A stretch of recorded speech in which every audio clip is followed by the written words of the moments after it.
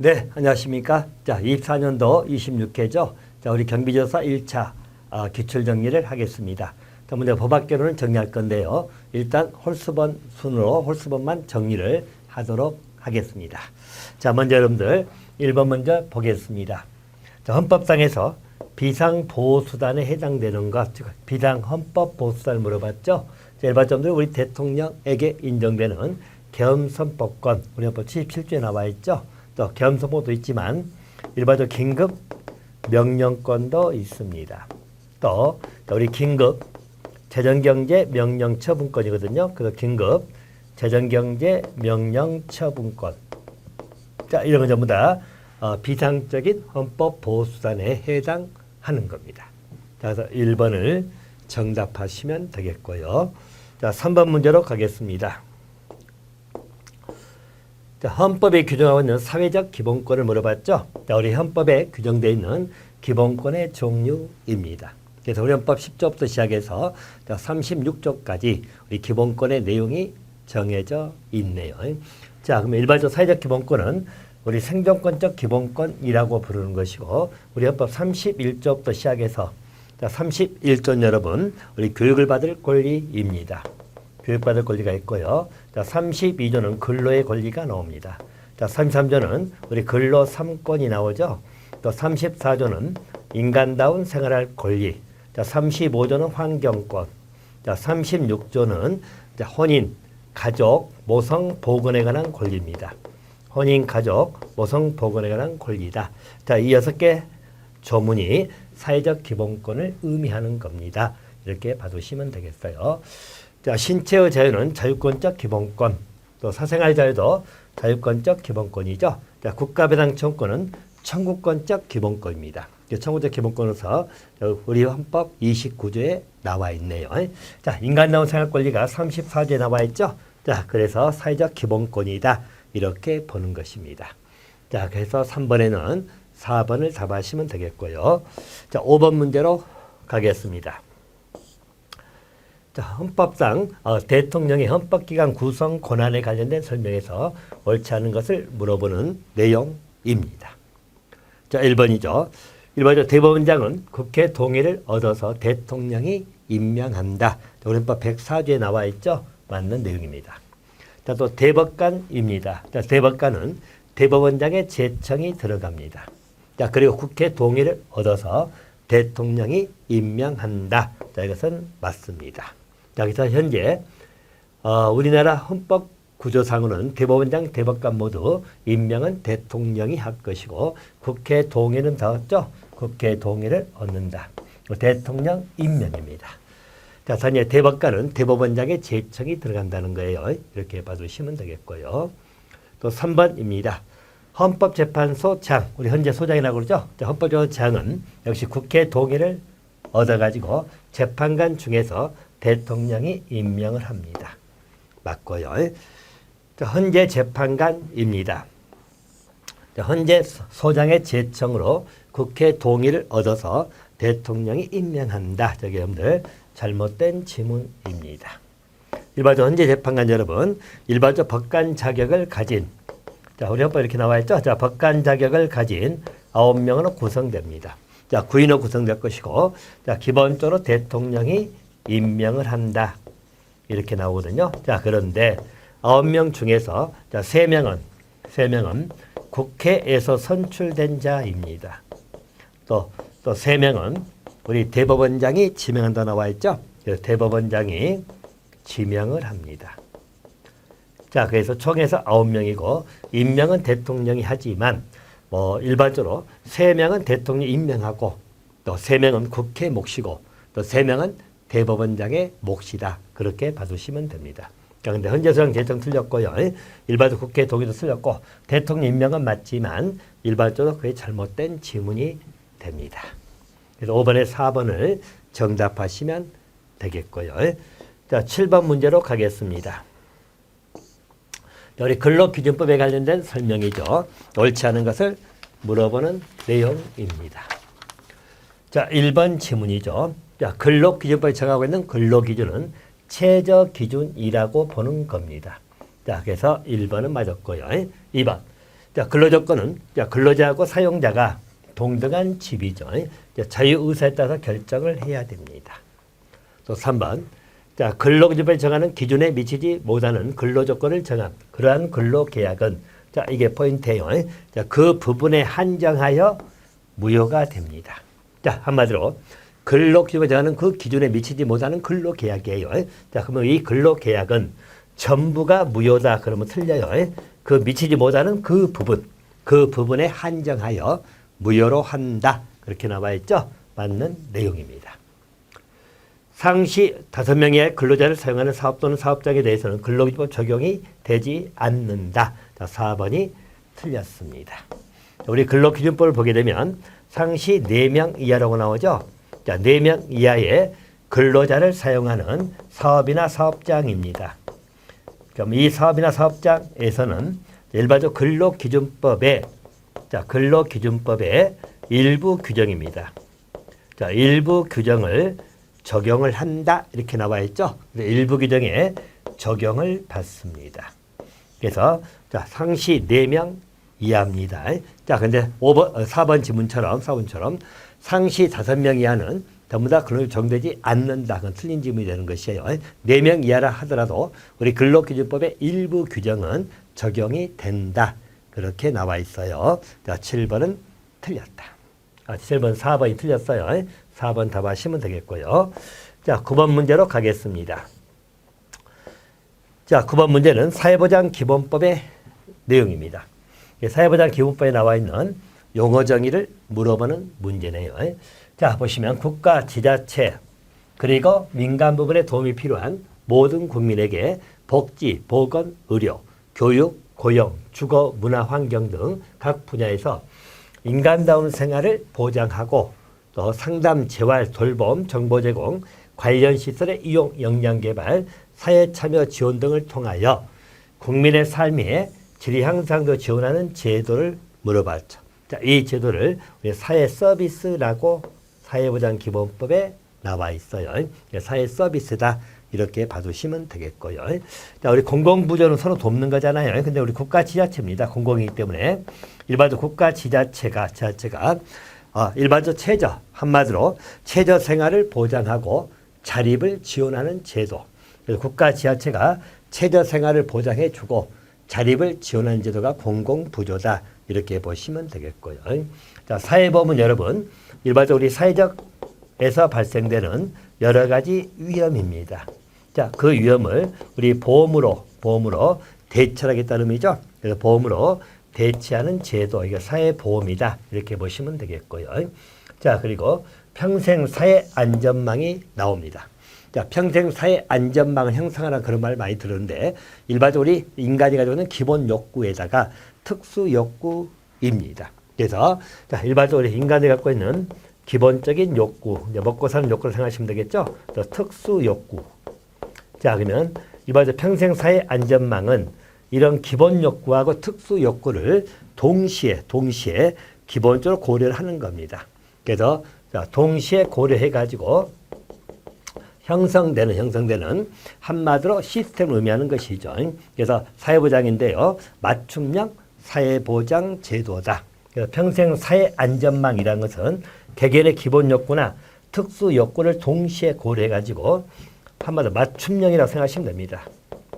자, 맞춤형 일종의 사회보장 제도다라고 봐두시면 됩니다. 자, 이게 여러분들 평생사회 안전망의 개념이다 이렇게 봐두시면 되겠고요. 그럼 9번에 물어보는 문제는 사회 서비스를 물어봤기 때문에 정답은 3번 하시면 될 것 같습니다. 자, 11번 문제로 가겠습니다. 자, 사법상의 권리를 물어봤죠. 자, 민사상의 권리다 이렇게 생각하시면 되는데 해당되지 않는 것하고 나오죠. 자, 여러분 임차권 맞죠? 입법권은 우리 국회에게 인정되고 있는 것이고요. 그래서 이 말이면 입법권은 공법상의 권리입니다. 모든 사람을 대상으로 할 것이고 공익을 추구하고 그러한 권리. 그래서 입법권은 공법상 권리다. 자, 상속권, 전세권 전부 다 사업상 권리예요. 자, 그래서 11번은 2번을 답하시면 되겠습니다. 자, 13번 문제로 가겠습니다. 자, 13번 문제는 권리의 원시 취득을 물어보는 문제입니다. 자, 일반적으로 권리를 취득할 때 있어서 보통 우리가 원시 취득이 있고 승계 취득이 있다. 그렇게 보시면 됩니다.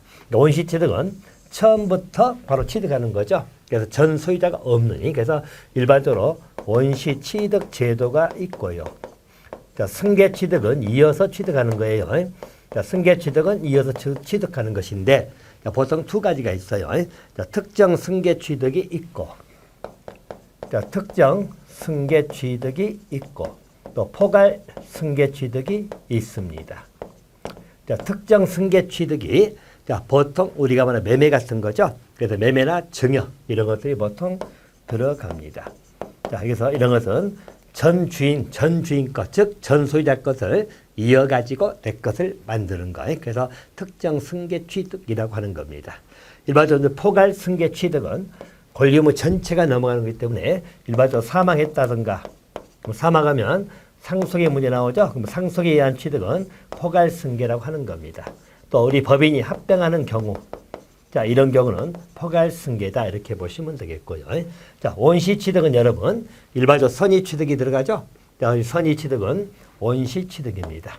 또 시효로 인해서 취득하는 것, 시효로 인해서 취득하는 것, 자, 또 무주물 선적 이런 거, 자, 또 일반적으로 매장물을 발견한다든가, 자, 매장물을 발견하는 것, 또 건물을 신축한 경우, 자, 이거 전부 다 원시 취득이다.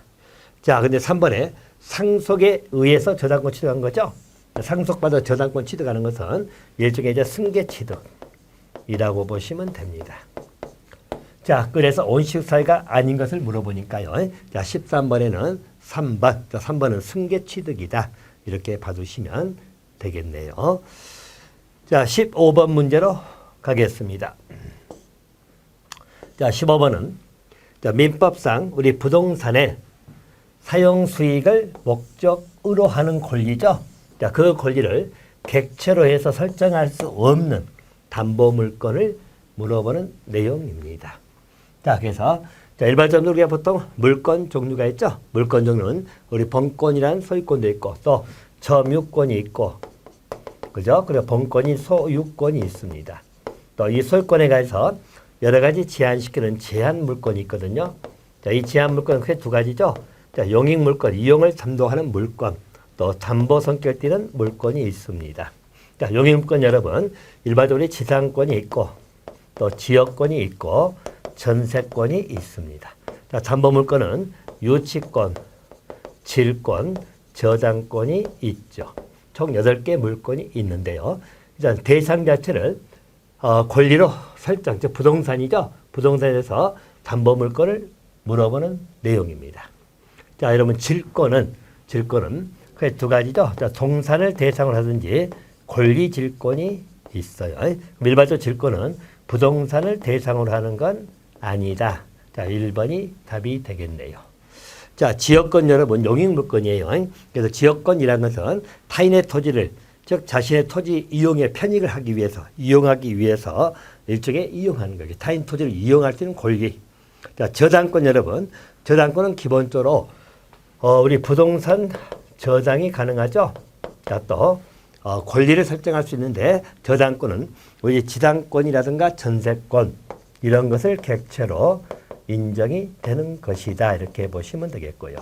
자, 지상권 여러분, 타인의 토지 위에, 타인의 토지죠. 토지 위에 건물, 수목 또는 공작물 소유하기 위해서 사용하는 권리입니다. 용익물권이에요. 15번에 물어보는 문제는 부동산을 객체로 설정할 수 없는 담보물건을 물어봤기 때문에 질권입니다. 질권은 여러분 전당포처럼 생각하시면 됩니다. 우리 동산질권. 자, 내가 시계 맡기고 돈을 빌렸다. 자, 이것을 질권을 설정했다. 이런 거고요. 권리에 대해서도 질권 설정은 가능해요. 질권은 동산질권, 권리질권. 하지만 부동산은 대상이 아니다. 그렇게 이해하시면 되겠다. 자, 15번에는 1번을 잡아주시면 되겠습니다. 자, 17번 보겠습니다. 자, 갑이 경비업자 을입니다. 자, 도급계 형식이죠. 자, 갑이 있고요. 일반적으로 을은 경비업자입니다. 자, 그래서 도급계약 형식이죠. 그래서 일반 경비계약은 도급계약의 형식입니다. 자, 경비 계약을 체결했다고 나옵니다. 이해가는 설명 중에서 옳지 않은 것을 물어보는 내용입니다. 일반적인 경비 계약은 성격 자체가 도급 계약의 성격을 띱니다. 자, 그러면서 도급 계약은 유상 계약이죠. 유상 계약의 성격을 띈다. 이렇게 보는 거죠. 1번은 맞았습니다. 자, 2번이죠. 자, 경비업자 어른. 자, 계약을 맺었기 때문에 계약상 채무를 일반적으로 성간주의라겠죠. 자, 선량한 관리자로서 주의 의무가 있어요. 그래서 우리가 성간주의 줄여가지고 선량한 관리자로서 주의 의무가 있다. 그래서 이행을 해야 된다. 맞습니다. 자, 3번입니다. 갑이 파산하더라도 어른 더 이상 경비계약을 해지할 수 없다. 자, 여러분 일반적으로 갑이 파산했다는 이야기죠. 고객이 파산했습니다. 파산하면 일반적으로 비용, 돈을 줄 수가 없잖아요. 자, 그러면 그 파산을 이유로 해가지고 어른 경비계약에 해제를 할 수 있습니다. 자, 3번은 틀렸습니다. 자, 4번은 자, 갑은 우리 경비 업무를 완성하기 전이라면, 아직 경비계약에서 경비 업무를 완성하기 전이라면 을의 손해를 배상하고 을과의 경비계약을 해지할 수도 있습니다. 자, 갑도 당사자이기 때문에 이 계약을 해지할 수 있어요. 대신 경비 업무를 완성하기 전에 해야 되겠죠. 이미 다 끝나버린 다음에 계약은 해지할 수 있는 건 아니고요. 그래서 완성하기 전이라면 일반적으로 해지할 수 있고 해지에 따른 손해가 있다면 그 손해배상은 해주면 됩니다. 손해배상하고 경비계약을 해지할 수 있다. 맞는 내용이에요. 자, 그래서 17번에 틀린 걸 물어보니까요. 3번을 정답하시면 될 것 같습니다. 자, 19번 문제로 가겠습니다. 자, 19번 문제에서 민사소송의 주체를 물어봤죠. 자, 일반적 능력으로서 자, 민법상 권리 능력에 대응하는 것 이렇게 물어봤죠.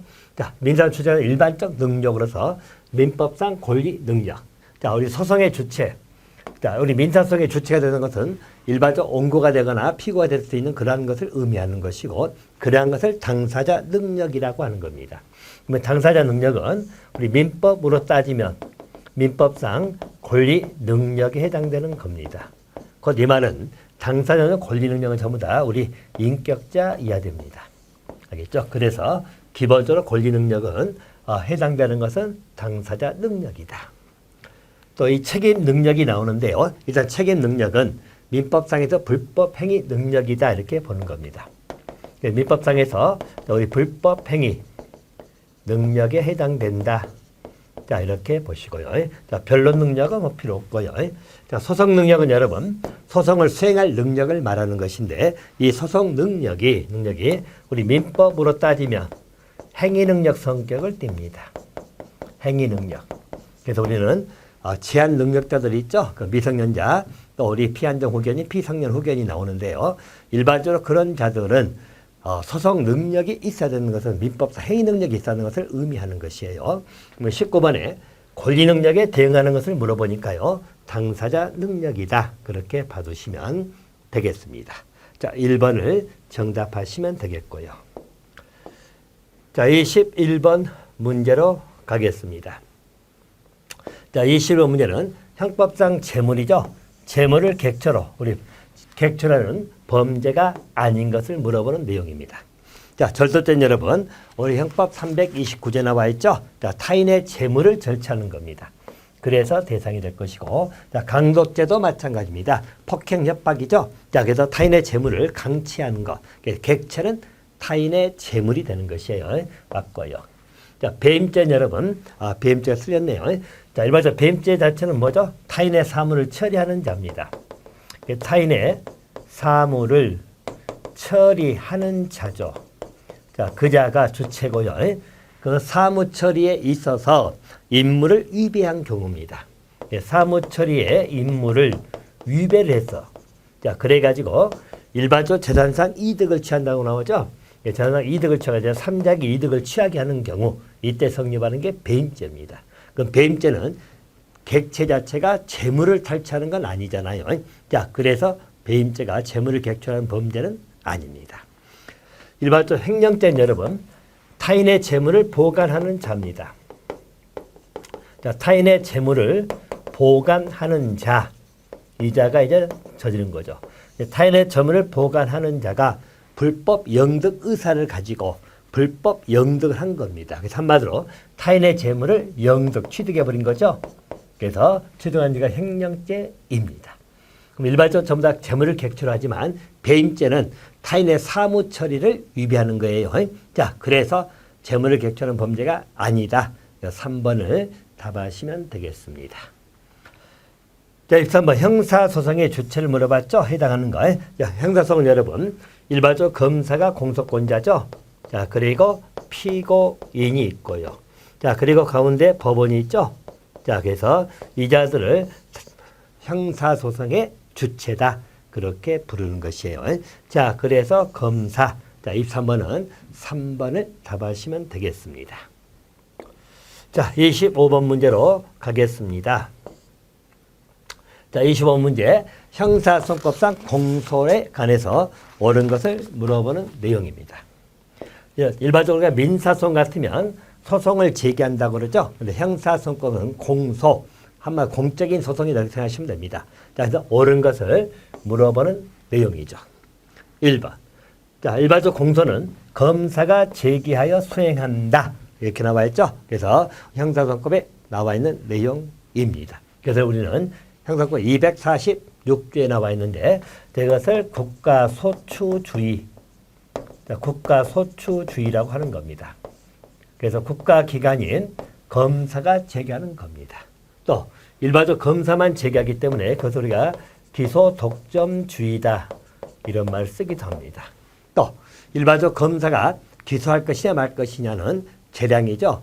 반드시 기소해야 되면 기소법정주의인데 우리나라는 기소법정주의가 아니고 기소편의주의다.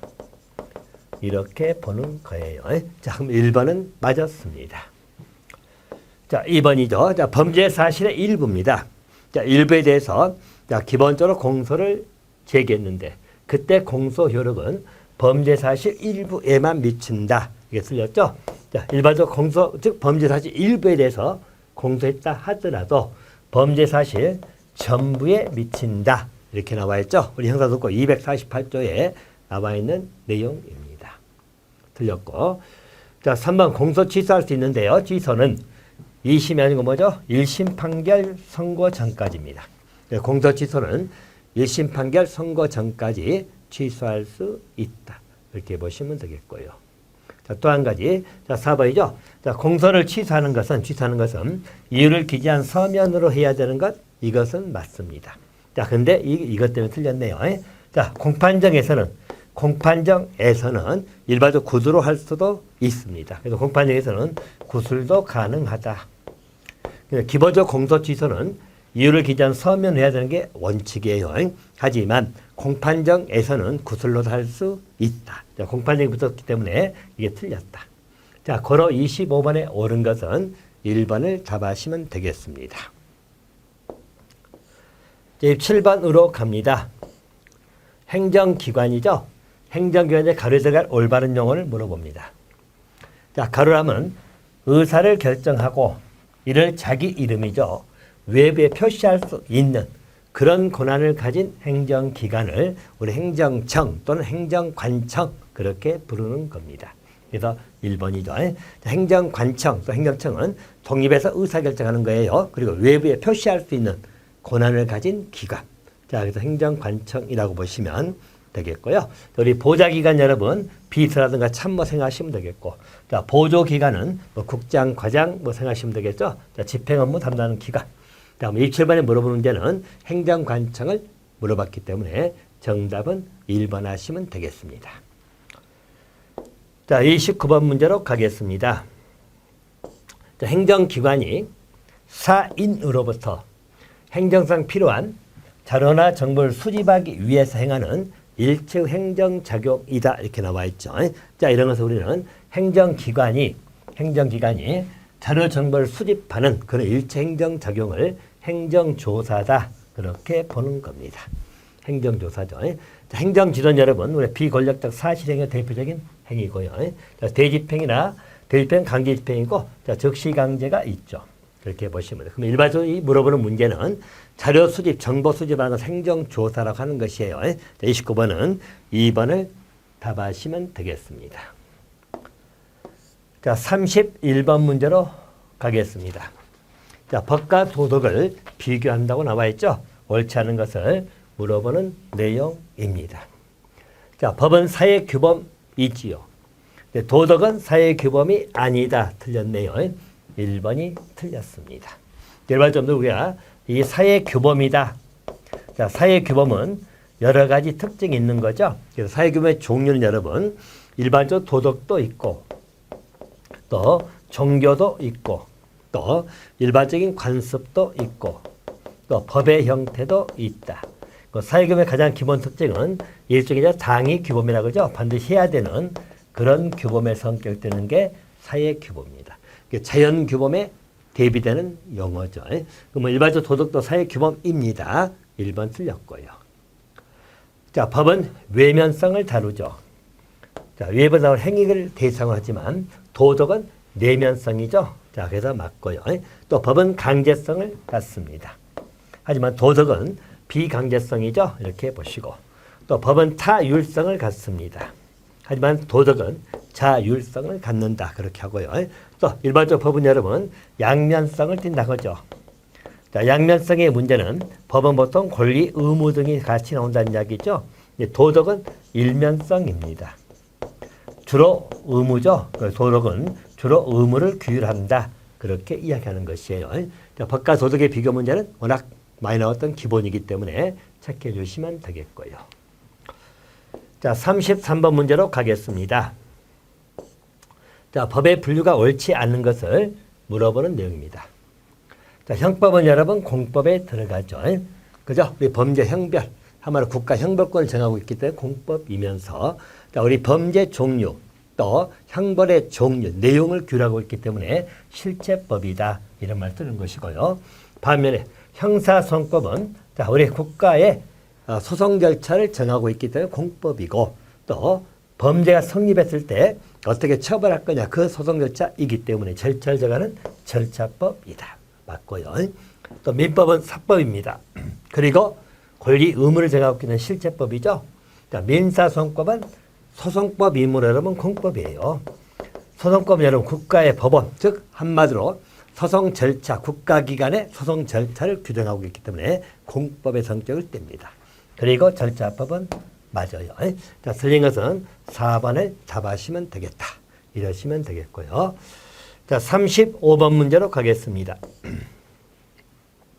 자, 35번 문제는 자전거 통행 금지죠. 자, 게시판이 있다는 겁니다. 그러면 오토바이도 통행하지 못한다. 자, 자전거를 통행 금지하니까 그보다 더 큰 오토바이라든가 탱크는 통행하지 못한다. 이렇게 보면 당연히 물론 해석이라고 하는 겁니다. 물론 해석이고요. 자, 유추 해석은 여러분 법에 직접적 규정은 없지만 유사 규정을 유추해서 적용하는 법 해석 방법의 하나이고요. 자, 확장 해석은 범위를 넓혀버린 거죠. 자, 그래서 범위를 넓혀서 해석하는 겁니다. 그래서 일반적 공원에서 나무를 꺾지 말아라 이렇게 나와 있다는 이야기죠. 근데 나무인데 화초도 포함된다. 확장하는 것이다. 그렇게 봐주시면 되겠고. 자, 반대 해석은 여러분, 자, 우리 앞서 한번 문제 봤지만, 자, 미성년자를 만약에 통행 금지를 시킨다. 자, 이 규정이죠. 그래서 반대 해석하면 결과적으로 성년자는 통행이 가능하다. 이렇게 해석하는 게 반대 해석. 자, 35번에 자전거 통행 금지는 오토바이도 당연히 통행 금지로 보겠다. 물론 해석이라고 하는 것이에요. 자, 그래서 3번을 답하시면 되겠고요. 자, 37번으로 가겠습니다. 자, 37번은 상법상 주식 회사에 관련돼 가지고 옳은 것을 물어보는 내용입니다. 1번이죠. 자, 주식회사의 자본금입니다. 5천만 원 이상이어야 된다. 틀렸네요. 일반적으로 자본금에 관한 것은 기본적으로 규정이 없습니다. 자, 법 규정이 없어요. 자, 우리는 유한회사 같으면 유한회사는 자본금이 1천만 원 이상이라고 하잖아요. 주식회사는 기본적으로 우리 규정이 없다. 하지만 규정이 없지만, 자, 만약에 액면 주식이라면, 자, 액면 주식이라면 발행 주식의 액면 총액을 의미하긴 합니다. 자본금이라는 것은 우리 발행된 주식의 액면 총액을 의미한다.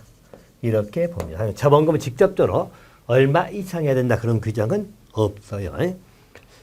또 2번입니다. 주식은 액면 주식하고 무액면 주식이죠. 혼합 발행할 수 없습니다.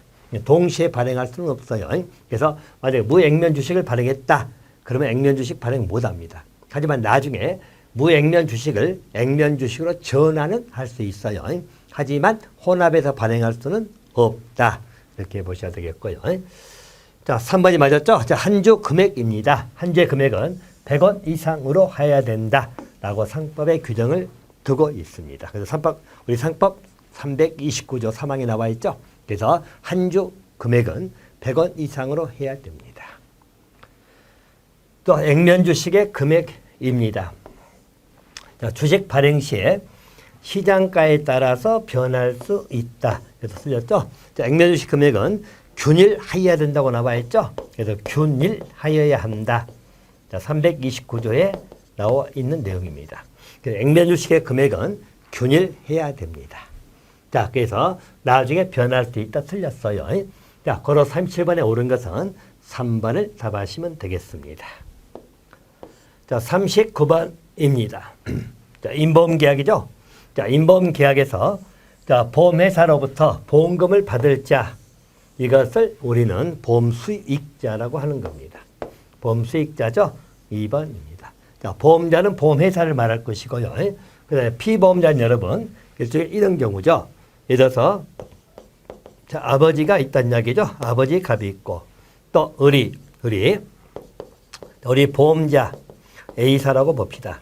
여기서 계약을 맺었습니다. 그럼 일단 우리가 보험 계약자라고 하는 겁니다. 계약자라고 하는 것이고, 자, 그리고 일반적으로 아버지 갑이 만약에 사망하면 사망보험을 들었다는 이야기죠. 그래서 사망보험계약을 체결했습니다. 자, 그러면 이때 자, 어머니 을입니다. 어머니 병이라죠. 어머니 B라고 할게요.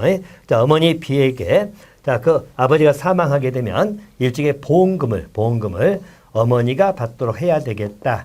자, 그런 의미예요. 그럼 이때 여러분들 을의 주인은 보험계약자. 맞죠? 그리고 아버지 갑의 여러분들 피보험자라고 하는 겁니다. 피보험자. 자, 어머니 B가 보험금을 받기 때문에 어머니 B를 보험수익자. 이렇게 보시면 됩니다. 그래서 임보험에서는 보험금 받을 자를 보험수익자라고 받으시면 될 것 같습니다. 자, 법학개론 24년도 기출정리는 여기서 마치도록 하겠습니다.